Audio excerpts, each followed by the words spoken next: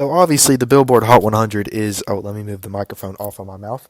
It's obviously not the best way to show off the talent or how good a song is, because really any song could go number one. If you could think a song is complete garbage and it still go number one and it bothers you. But there has, like, in hip hop, the last couple years, it's been kind of like a disparity of rap songs going number one. I definitely think it's common knowledge that not as many go number one as they used to, which is okay. It's not an awful thing. There's a lot of music, like Taylor Swift has been dominating the charts this year with like number one hits and stuff, dropping all them versions of her album that she drops. But either way, that doesn't that doesn't change too much. That doesn't alter the course of number one history or anything like that. However, there has obviously been certain number ones that have been like blocked off by an artist dropping. But this isn't about that. That's another video for another day. This is like there's been 5 number 1 hit rap songs this year, and I want to rank them. They range from bad that I don't like if I liked at first, but they're bad, to I really like the songs. Now, to be fair, most of the songs that have went number 1 this year, I actually really like. That none of them have really been on number 1 that long, except for like 2 of them. But let's go ahead and get into it. Number 5 is Carnival. Oh, if I was making this list like when Carnival first dropped, like probably not. Like whenever it actually went number 1, I definitely liked it. I thought it was a good song. I liked the Playboi Carti feature, Rich the Kid's okay, and I like Ty Dolla $ign on it. However, Kanye's part I've always thought was complete garbage. I hate Kanye's verse on it. It's intangible. I would love to make a video one day on like how Kanye is like completely since Donda, his music quality has just went completely down the drain, and I want to make a video on that pretty badly. I might do that one day. But like I said, after like it kind of not long after it went number 1, this song just I never thought it was number 1 worthy. Even when I did think it was a decent good song, I never thought it was number 1 worthy. And then it goes number 1. It was only number 1 for a week, but still, like I think that was a week too long. So I definitely never thought it was number 1 worthy. I still don't think it is. And honestly, it's got worse for me. Like I don't like it nowhere near as much. It's so overplayed. I've heard it everywhere. I don't not as much anymore. But I don't hear it. Also, it just like it made Kanye fans happy, and I don't like Kanye fans because they like try and support Kanye's actions and what he says, and all this does is just build onto that, and it just it's annoying. But anyway, let's get to a more positive note because I actually like the next song. The next song is Lovin' on Me. Now, I actually kind of like this song. I know people get confused by Jack Harlow's success. I know Twitter's a big hate zone for Jack Harlow. But this song was number 1 that long for a reason. It was number 1 for 6 weeks. Lovin' on Me was number 1 for 6 weeks. I don't remember what song it was, but there was another song that like split its time in half and went number 1 again. Like went number 1 like instead of it, and then it went back to number 1 for the next 3 weeks. There has to be people outside of Twitter bumping this song, and that's okay. I like it. I think it's catchy. I do like think it's nothing special. However, it has that hit song potential. TikTok likes it. A lot of people like it. Just women like it. A lot of like I don't know. It's a very calm song. It's if you like, let's say I had no outside knowledge of this like being a number 1 song. If you told me it was, I wouldn't be surprised. I wouldn't at all. I think it's catchy. It's not too long. It's perfect for radios. You know, like it's a good number 1 song. This to me, I hope his whole album, like his whole next album, doesn't sound like this. But it's cool. It's number 4. It's nothing crazy. Next up is Hiss by Megan Thee Stallion. This was the start of her album rollout, which, yes, whenever her album drops, I will do a video about it. It's a cool song. Hiss is a cool song.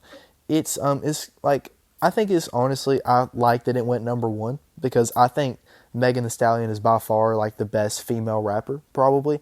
At least she's the one I prefer the most out of all of them. I don't know if y'all heard that boo I just got, but anyway, I like the song. It's more lyrical. She's not really talking about like, I'm gonna be honest. A lot of the problems I have with female rappers is that they kind of just rap about the same thing.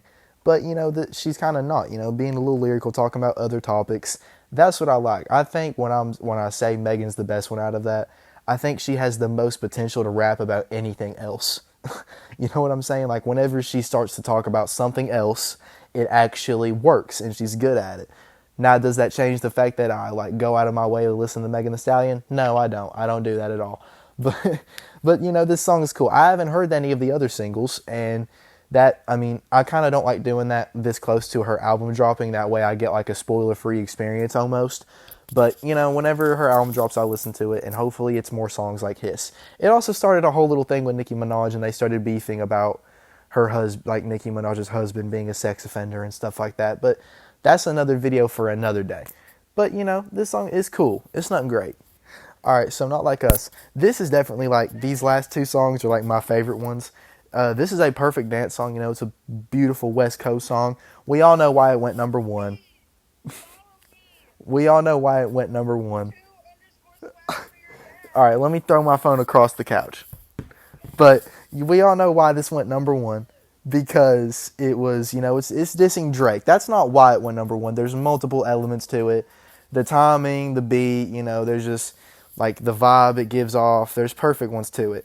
I still love the fact that it is a number one song calling Drake a pedo. I love that. I think that's a fantastic thing to have as number one.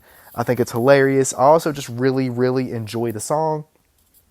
And, you know, it made one of the biggest moments in rap history in a long time. This is a huge moment. In a decade, people will talk of like looking over hip hop history. This will be its own chapter. Like the Kendrick versus Drake beef, and Not Like Us will get its own big section. I think that's cool, and I think the implications of it are huge.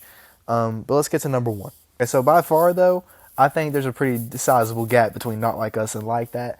I love this song. This song is amazing. The replayability on it is endless. That's why it went number one for 3 weeks. It is an amazing song. It started an amazing beef. Like, it's my song of the year right now. It has a great Toxic Future verse. His hook is amazing. It's repetitive. I love it. And the beat, oh my god, the beat. Like, the Kendrick drops a feature that, like, it starts the domino effect, you know what I'm saying? It's a fantastic song. It is a fantastic song. It's the best song on the album. It's the best song of the year.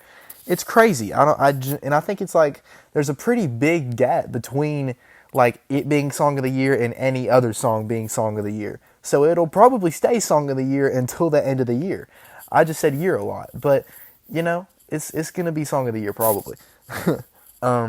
It's a great song. I love the fact it went number one. It deserved it so much. It's a big moment for hip hop, a big moment for rap. It's another like song that Future has number one. This also makes Future the only rapper of two. Him and Drake are the only rappers to have dropped an album and have a song from it go number one twice, which is a crazy statistic to have.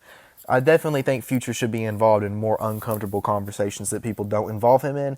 But I definitely think, hopefully this, and if he's able to do this a couple more times, we'll include him into those types of conversations. All right, so the number one on Billboard obviously isn't. It's not as like sought after by rap people as I think it used to be, and it's not. I still definitely think it's honestly like a bigger thing now when a song goes number one than when it used to, because not as many rap songs are going number one on Billboard anymore, which is kind of sad, you know, but I don't think it's evident on like a decline of hip hop or anything like that. I just think it's harder to do. The streaming area, streams are counted differently, you know. It's just like the way Billboard itself does it is different than it used to be. So it's just harder to get a number one song nowadays. But it honestly makes it more impressive when songs do, you know. But I really hope like the rest of this year there's supposed to be some pretty big drops happen. A$AP Rocky, another Kendrick album probably. Travis might drop again, you know. A lot of I hope y'all heard that woohoo in the background. But, you know, just a lot of potential for stuff to happen. And I hopefully at the end of the year there's enough more number ones to where I can redo this video and have a bunch more inclusions. I would love that. That'd make my day.